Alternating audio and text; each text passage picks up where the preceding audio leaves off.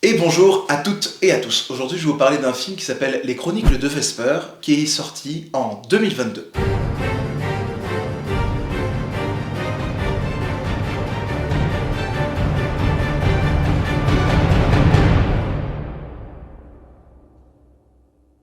Alors, Les Chroniques de Vesper est un film assez spécial parce que c'est une coproduction lituanienne, belge et française qui a été financée à hauteur de 4 millions d'euros et qui fait environ 1h50, un truc comme ça. Et ce qui est déjà incroyable, c'est les effets spéciaux, c'est le fait que c'est dans un monde post-apocalyptique de science-fiction et qu'ils ont réussi à maintenir en fait dans une réalité absolument dingue tout le long du film, et ben, tous les environnements, tous les décors, etc. Et évidemment, c'est beaucoup plus simple quand tu es en pleine nature avec des cabanes en bois, etc., où en fait il y a juste des effets pratiques ou visuels à faire en CGI qui sont de l'ordre de sky replacement ou background replacement ou des trucs comme ça en fait, où c'est plus simple de changer les choses en effets spéciaux pour une équipe d'effets spéciaux au lieu d'être dans une ville ou un truc comme ça où en fait une ville entière science-fiction c'est beaucoup plus compliqué à faire. Mais par contre c'est vraiment une prouesse technique assez folle d'avoir produit entièrement le film à hauteur de 4 millions d'euros. Donc un grand bravo à l'équipe parce que le film m'a pris au dépourvu. C'est un film, t'as l'impression de voir des effets spéciaux de Hollywood, tellement ils sont bien faits. Et pourtant c'est un film à hauteur de 4 millions, ça veut dire c'est un film d'auteur français à ce niveau-là en fait. 4 millions d'euros c'est vraiment très peu. Mais ce film me laisse perplexe. Pourquoi ?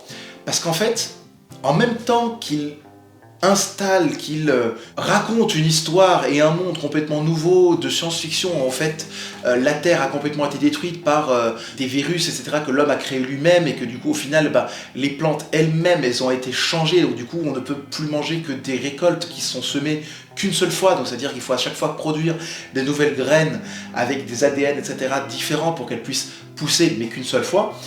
Et en même temps, du coup, ils instaurent ce monde absolument dingue, mais il laisse, pour moi, à la fin du film, trop de questions en suspens. Et je suis totalement partisan des films qui laissent des questions en suspens comme ça. Mais par contre, là, c'est beaucoup trop flagrant. C'est par exemple, je vais vous donner un exemple très simple, la fin du film, où le personnage principal va partir avec ses nouvelles graines, donc attention spoiler, elle part et elle arrive dans cette tour que construisent en fait ces pèlerins depuis le début du film, qu'en fait on ne savait pas trop ce qu'elle faisait, ces pèlerins, et elle arrive dans cette tour et elle jette les graines dans le vent. Alors, je peux comprendre l'idée de on sème du coup ces nouvelles graines qui vont pouvoir ensemencer de manière pérenne le monde et faire la création à nouveau. Mais par contre, ça sort un peu de nulle part, et surtout qu'en fait à la fin du film on se dit mais pourquoi est-ce qu'elle va pas dans une ville humaine pour donner ses graines à ces gens, pour qu'ils aient enfin l'opportunité de créer vraiment beaucoup plus de graines semblables, et du coup sauver l'humanité. Mais du coup il y a plein de questions comme ça qui en fait me laissent perplexe. Du coup je suis partagé sur ce film. Je l'aime énormément, il est vraiment beau, il est vraiment bien fait, les acteurs, les actrices, tout ça sont vraiment très bons. Le world building est dingue, mais il y a trop de questions qui sont laissées en suspens. Et en fait, il faut savoir que je suis allé voir ce film dans les Pyrénées, dans une petite salle de cinéma, où on était 5. Il y avait moi, Nicolas, Solène et deux personnes qui étaient venues voir le film, et du coup on était tous seuls.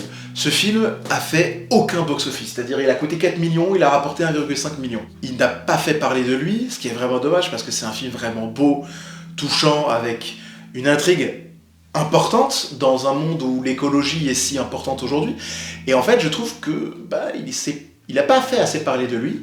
Et surtout, ce qui me fascine avec ce film, c'est qu'en fait, c'est un film européen, complètement fou d'un point de vue effets spéciaux, te donne un appétit immense autour de ce world building, autour de ces personnages, autour de ce monde, qui ne sont jamais assouvis en fait. Tu restes en appétit. Tu veux savoir plus. Et c'est ça la dualité un peu que j'ai dans ce film, que j'aime et que je déteste aussi en même temps, parce que je suis en mode, dommage les gars, en fait. Parce que j'aurais aimé plus. If a flower can change its purpose, so can you. On a une image, on a des mouvements de caméra, on a une couleur, une lumière dans le film qui sont toutes très naturelles. C'est absolument incroyable ce qu'ils ont réussi à faire avec si peu de moyens. Après, tourner en extérieur avec du brouillard dans des lieux où il n'y a pas beaucoup de soleil, mais du coup il y a beaucoup de pluie, etc. D'un point de vue lumière, c'est un peu plus simple de contrôler justement ce qu'on fait parce que la lumière est très diffuse. Et donc du coup, si tu veux rajouter de la lumière, c'est assez simple de rajouter de la lumière, par exemple dans des lieux clos. C'est aussi un parti pris qu'ils ont pris, je pense, d'un point de vue cinématographique, de faire ça en extérieur, dans des lieux très éloigné de la civilisation, avec des cabanes, etc. Parce que justement, on est vraiment sur le terrain. En fait, vraiment, on se sent immergé dans un monde sale, dans un monde où il y a de la pluie, il y a de la boue, il y a de la saleté. Dès les premiers plans du film, on voit cette fille qui marche avec ce drone qui vole à côté d'elle, qui des fois est fait en 3D, des fois est fait en vrai avec un vrai drone. Et en fait, on est tout de suite projeté dans un monde, on n'a pas envie d'y vivre. Et vraiment, on nous fait comprendre que ce monde qui est le résultat un peu d'un monde comme le nôtre d'aujourd'hui, où on détruit la nature, où on détruit tout ce qui est vivant, et ça va pas être très très beau à voir. Et donc du coup, ça c'est déjà l'un des aspects qui est assez incroyable dans ce film, c'est la couleur, c'est la colorimétrie, la lumière, etc., qui sont vraiment très bien réfléchis, et je dois dire un grand bravo au directeur photo, Félixas Abrokoskas, qui a fait un travail incroyable de l'image, et plus que ça, quand on regarde le film, quand on regarde certains plans, on a l'impression de revoir un peu des peintures de Vermeer, et de Rembrandt.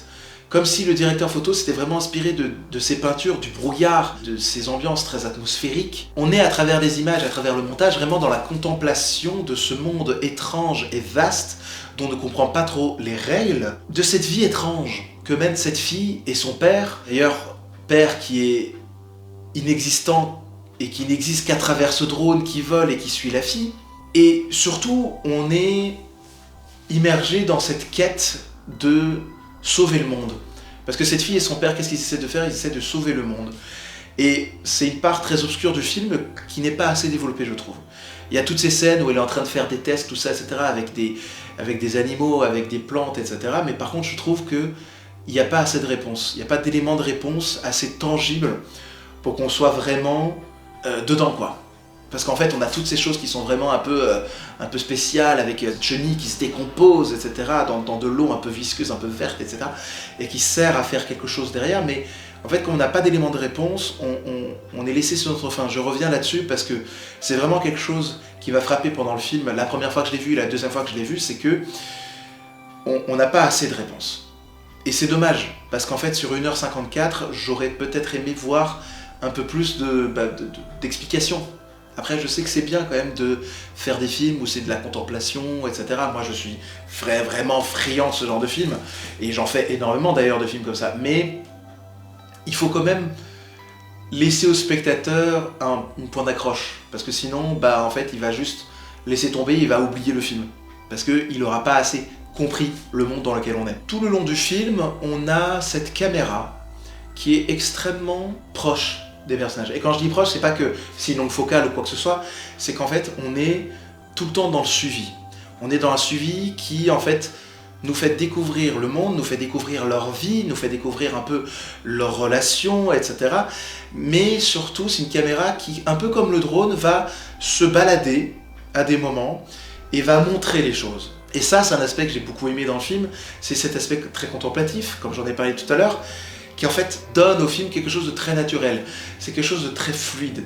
On est dans le film, dès les premiers instants, on vole avec les personnages. On est vraiment dans un mouvement continu avec ce monde qu'on découvre et avec cette jeune fille jouée par Raffaella Chapman, et qui est absolument incroyable d'ailleurs. Je pense qu'elle va avoir un grand avenir dans le cinéma dans les prochaines années, je l'espère. Cette caméra qui montre les choses et qui du coup montre aussi cette relation entre le père et la fille, qui est quand même assez spécial parce que le père est bloqué dans son lit avec une sorte de poumon artificiel très étrange, et du coup en fait il n'a comme communication, comme dialogue, comme transmission avec sa fille que à travers ce drone qui la suit et qui est en fait connecté à son cerveau. Et donc c'est assez intéressant de voir qu'en fait le père se sent responsable envers sa fille par rapport au fait qu'il peut pas l'aider autant qu'il voudrait, qu'il est cloué au lit, tout ça, etc.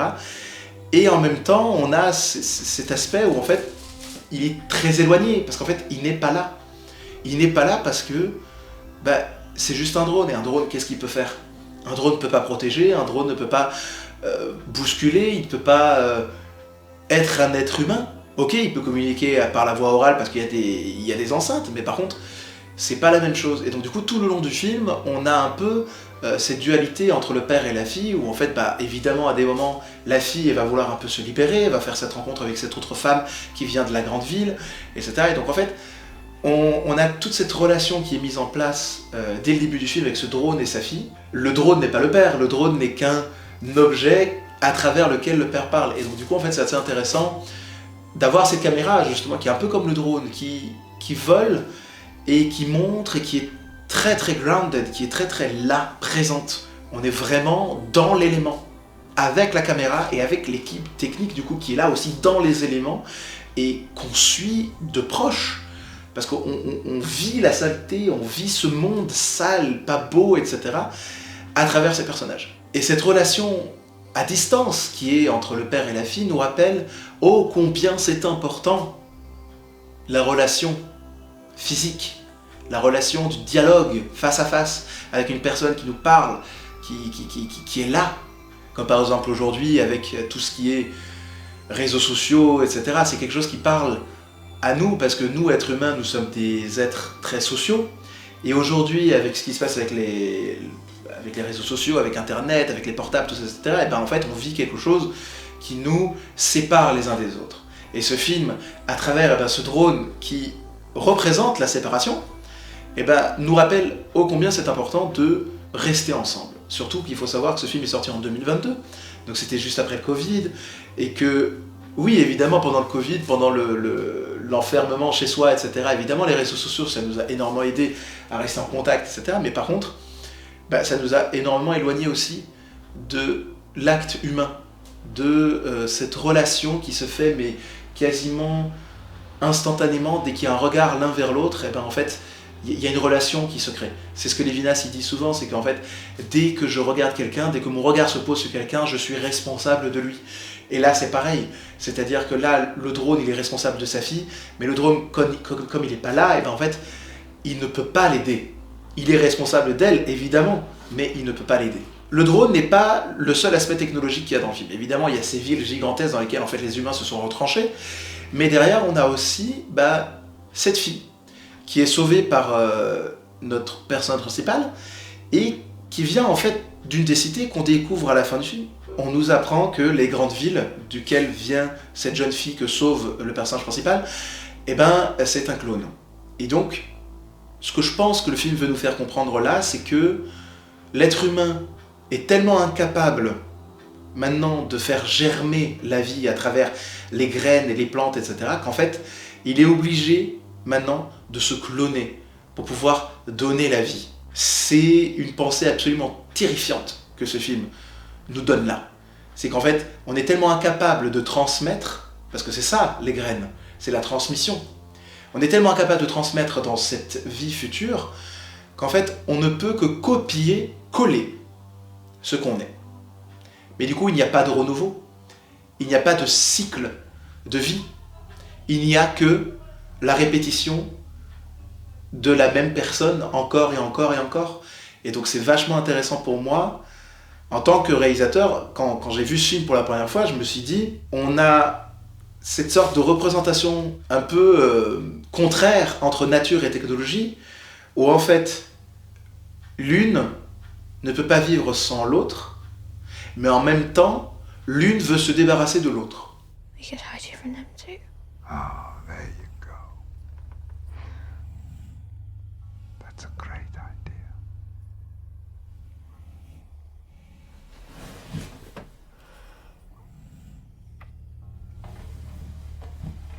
L'une des séquences qui m'a le plus impressionné dans le film, c'est à la fin environ, il y a ces hommes de la ville qui viennent, qui ont été en fait la famille a été dénoncée par une autre ferme à côté.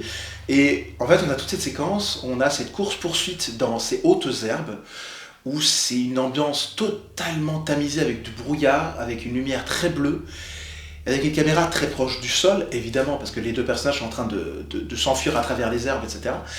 Et on a ce plan. Je sais que c'est un plan qui est très très court, Mais en fait, c'est un plan qui il m'a bouleversé quand je l'ai vu, parce qu'en fait, on voit cet homme qui essaye de tirer en fait sur cette jeune femme, le personnage principal, tout ça, etc. Et en fait, à un moment, elle va attraper son arme, elle va le jeter sur un des arbustes, elle va se jeter sur le côté, et va laisser ces sortes de créatures qui vivent dans ces plantes, tout d'un coup, se lever. C'est des sortes en fait de feux follets qui en fait vous transpercent, tout simplement. Et il y a ce plan, je sais qu'il est très court, et je sais que c'est bête, parce que le film entier est magnifique, et il y a plein de choses techniques dont je pourrais parler, mais en fait, ce plan-là m'a vraiment marqué, parce que on a cette construction, cet homme droit, du côté gauche de l'image, avec les arbres à droite et à gauche, les plantes qui l'entourent, et tout à coup, on a les petites lumières rouges qui montent, et qui le transpercent, comme ça. Je peux pas vous dire pourquoi, mais en fait, je trouve ce plan absolument magique.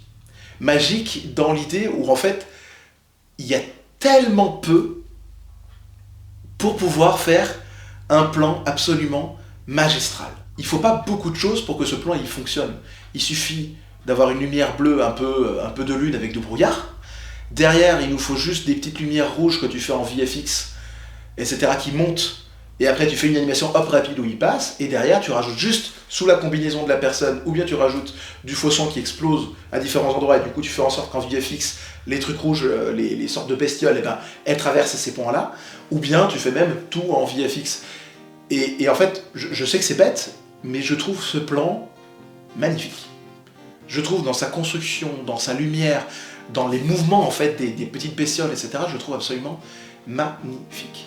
Et je sais que c'est bête de sortir d'un film complet qui est dingue, où il y a tellement plus d'images, il y a tellement de scènes, de séquences magnifiques avec la mort du père, avec la mort du fermier, ou des trucs comme ça. Enfin, vraiment, on a plein de choses dans le film qui sont fortes, comme par exemple la fin du film, où la fille, elle monte sur cette tour immense et qu'elle va disperser les graines, même si je n'ai pas l'explication de pourquoi. Mais en fait, il y a tellement de choses dans le film que je pourrais vous parler, dont je pourrais vous parler, mais ce plan-là, voilà, il est sorti du haut. J'ai encore en tête aujourd'hui, alors que ça fait 3 ans que j'ai vu le film, j'ai encore en tête ce plan dingue de ces lumières, enfin de ces bestioles qui traversent le corps de ce soldat, et c'est resté en tête. Alors en conclusion, ce que j'aimerais dire, c'est que ce film m'a totalement laissé perplexe et désorienté. Pourquoi ? Je vous l'ai déjà expliqué, c'est que d'un point de vue narration, je trouve qu'on n'est pas assez dans l'explicatif, il n'y a pas assez de choses qui sont expliquées. Évidemment, je comprends, parce que c'est un film qui se veut très contemplatif, donc en soi, je suis partisan de ça, mais en même temps, je suis tellement en appétit en fait de ce monde, parce que les réalisateurs ont réussi à faire quelque chose de tellement beau, tellement touchant, avec des personnages forts, avec une narration, avec une mise en scène, avec des images, de la couleur, de la lumière, etc., tellement forte, belle, pour un si petit budget, que je veux en fait connaître la suite. Je veux savoir les tenants, les aboutissants de chaque élément scénaristique qu'ils ont mis à travers le film. Et en fait, le souci, c'est que du coup, je me retrouve un peu bloqué où, non, il n'y aura pas de suite, non, il n'y aura pas d'explication. Et en partie, c'est bien. En partie, je trouve ça bien de pouvoir justement avoir cette frustration de se dire « Ok, je ne saurai jamais rien de plus sur ce monde que ce que j'ai vu dans ce film. » Et des fois, la frustration, c'est quelque chose de bien, de positif. Et dans ce film, au final, quand j'y repense, quand j'ai fait ce petit travail justement en écriture sur cette critique, etc., je me rends compte que cette frustration, je la remercie. Cette frustration, je l'accueille avec des bras grands ouverts, parce que ça me permet, moi, en tant que réalisateur, en tant que directeur photo, tout ça, etc., de me dire, ok, je peux faire des films où j'explique pas grand-chose. Et d'ailleurs, c'est ce que j'ai fait sur plusieurs de mes courts-métrages l'année dernière et cette année, comme par exemple Humana Fabula Éclat, qui est sorti sur notre page YouTube Adagio Films, ou bien encore New World, sorti sur ma propre chaîne YouTube. Et en fait, c'est des films où je me suis pas inspiré du monde, évidemment, de Vesper Chronicles, mais par contre, je me suis énormément inspiré du travail qu'ils ont fait sur les non-dits.